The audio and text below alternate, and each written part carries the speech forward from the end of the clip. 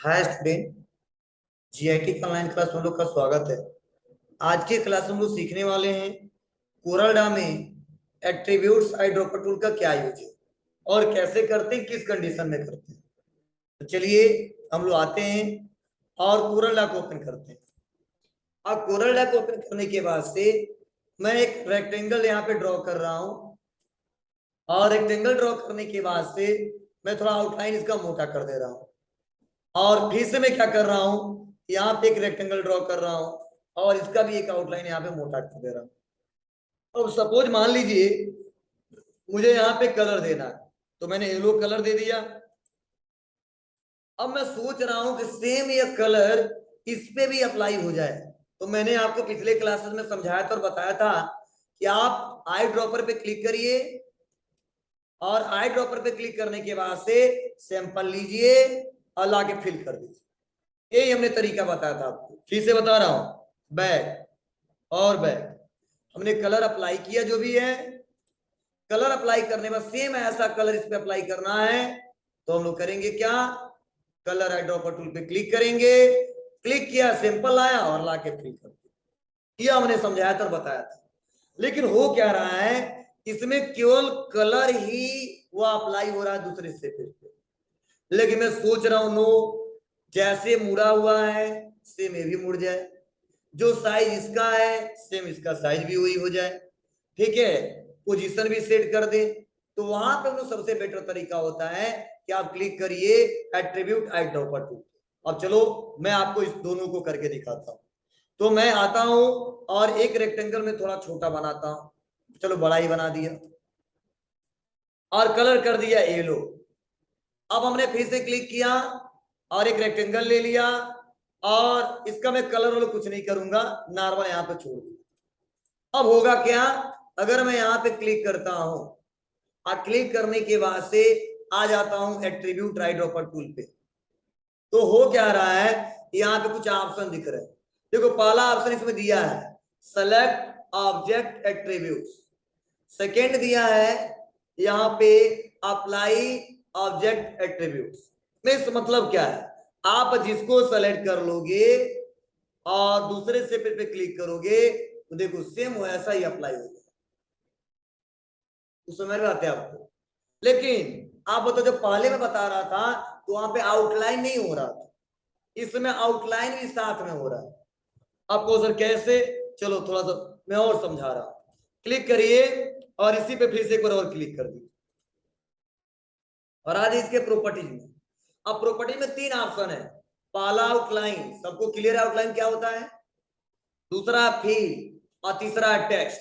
तो हम टेक्स्ट को अनचेक कर देते हैं, फील को भी अनचेक कर देते हैं। और जो आउटलाइन है, मैं सोच रहा हूं कि इस सेपेज का जो आउटलाइन है सेम ऐसा आउटलाइन कहां पे होना चाहिए, यहां पे होना चाहिए।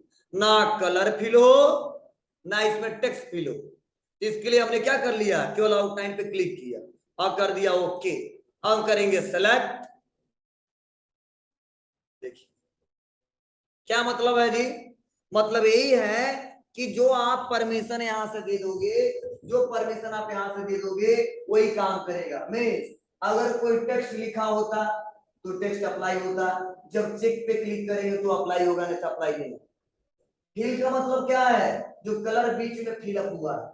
अगर ये भी हमको कॉपी करके पेस्ट करना है तो फिल पे क्लिक करते, अगर नहीं करना है केवल आउटलाइन में जो किनारे किनारे जो लाइन दिख रहा है, इस आउटलाइन को क्या करना है, फिल करना है। तो मैंने आउटलाइन पे क्लिक किया, क्लिक करके यहाँ पे छोड़ दिया, सेम वैसा ही यहाँ पे करता है, ठीक है आप लोग को ना।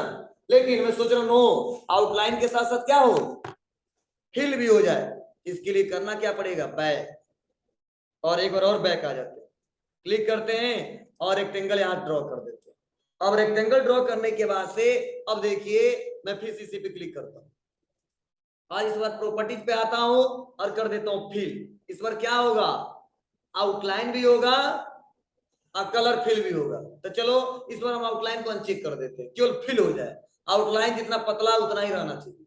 Fill okay, click. देखिए क्या हुआ, आउटलाइन जितना पतला उतना है लेकिन सेपेज क्या हो गया है, फिल हो गया है। लेकिन हम सोच रहे नो सर दोनों अप्लाई होना चाहिए। तो हम आते हैं आउटलाइन, फिल, ओके क्लिक। देखिए आउटलाइन भी हो गया, कलर भी फिल हो गया। क्लियर है? तो कैसे काम कर रहा है? अब देखिए और क्या क्या हो सकता है। इसके लिए देखिए हमको आना पड़ेगा कहां पे, ट्रांसफॉर्मेशन पे। और ट्रांसफॉर्मेशन में 3 ऑप्शन दिख रहा है। पहला है साइज, दूसरा है रोटेशन और तीसरा है पोजीशन। तो देखो साइज का मतलब क्या है, अब जो रेक्टेंगल हमने बनाया है और एक रेक्टेंगल और बना रहे हैं, सेम उसी साइज का रेक्टेंगल बनाना है, तो वहां पे साइज का इस्तेमाल करेंगे।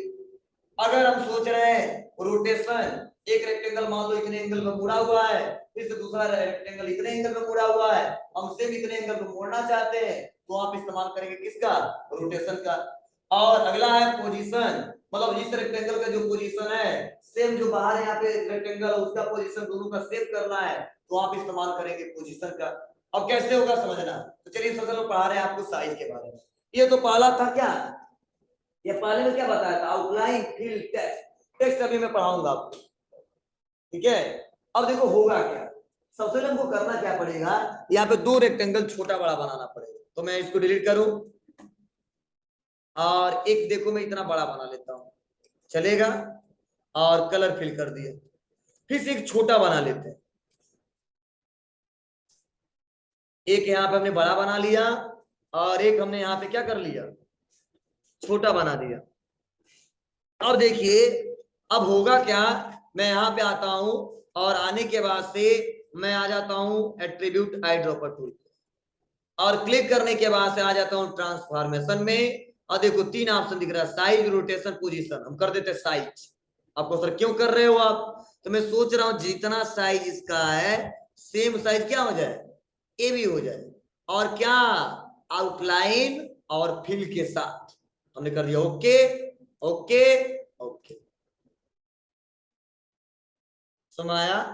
क्या मतलब किया, इसका हम सैंपल लिए और लाके यहाँ पे छोड़ दिए, जैसा यह था सेम वह आकार है। अगर सेम उस साइज का बनाना तो टाइम लगेगा, बना नहीं पाएंगे।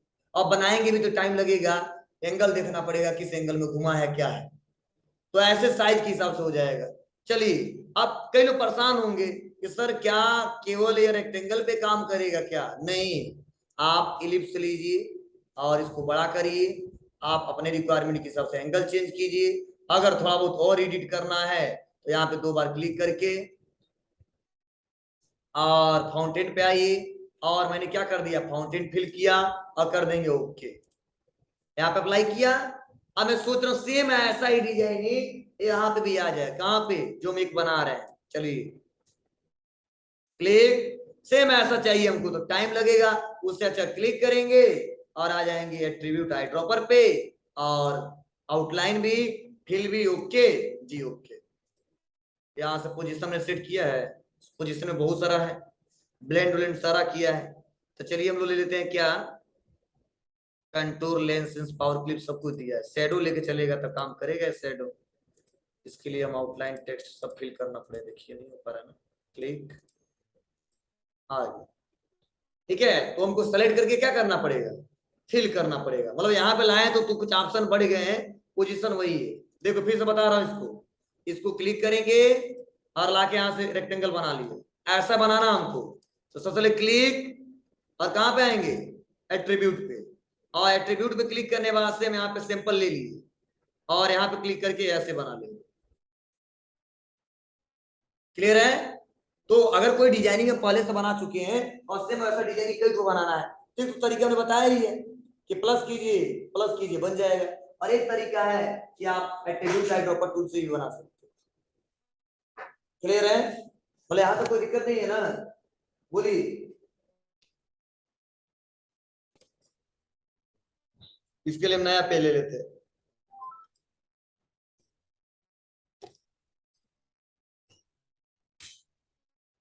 अब देखिए मैं एक रेक्टेंगल लेता हूं और ड्रॉ कर देता हूं, कलर कर दिया। अब मैं इसका पोजीशन थोड़ा सा 2 बार क्लिक करके इसे एंगल मुड़ा दिए, मुड़ गया। चलिए फिर हम लाए और यहाँ पे इसे बना लिया। अब मुझे कुछ नहीं करना है, मैं सोच रहा हूँ सेम जिस एंगल में ये मुड़ा हुआ है सेम इसी एंगल में हमको इसको भी मोड़ना है, जिस एंगल में मुड़ा हुआ है सेम इसी एंगल में इसको भी मोड़ना है। तो हम आएंगे कहां पे, एट्रीब्यूट्स पे, और उसके बाद यहाँ पे जो फिल है फिल रहने देंगे, और उसके बाद से आ जाएंगे ट्रांसफॉर्मेशन, और ट्रांसफॉर्मेशन पे आने के बाद से यहाँ पे आपको क्लिक करना होगा कहाँ पे, रोटेशन पे। ध्यान दीजिएगा, कहाँ पे क्लिक करेंगे, रोटेशन पे, और रोटेशन पे क्लिक करने के बाद करेंगे ओके।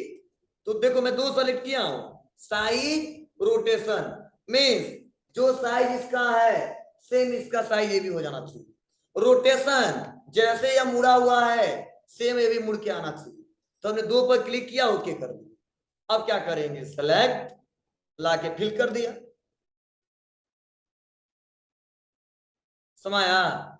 तो उस कंडीशन में लोग क्या करते हैं, इस ऑप्शन का प्रयोग करके देख सकते हैं। तो चलिए मैं दोनों बता दिया आपको, क्या साइज भी बता दिया, रोटेशन भी बता दिया। अगला है पोजीशन। चलिए अगर पोजीशन की बात करें तो पोजीशन में होगा क्या, चलिए थोड़ा सा आप लोग जवाब दीजिए। अगर हम पोजीशन, मैंने क्या किया यहाँ पे, पोजीशन पे क्लिक किया और ओके किया, और हम सैंपल लिया और यहाँ पे क्लिक कर दिया। अब देखिए पोजीशन जाके फिल हो गई। अब कहाँ फिल हुआ, किसी के नीचे होगा। कहोगे सर कैसे पता चला,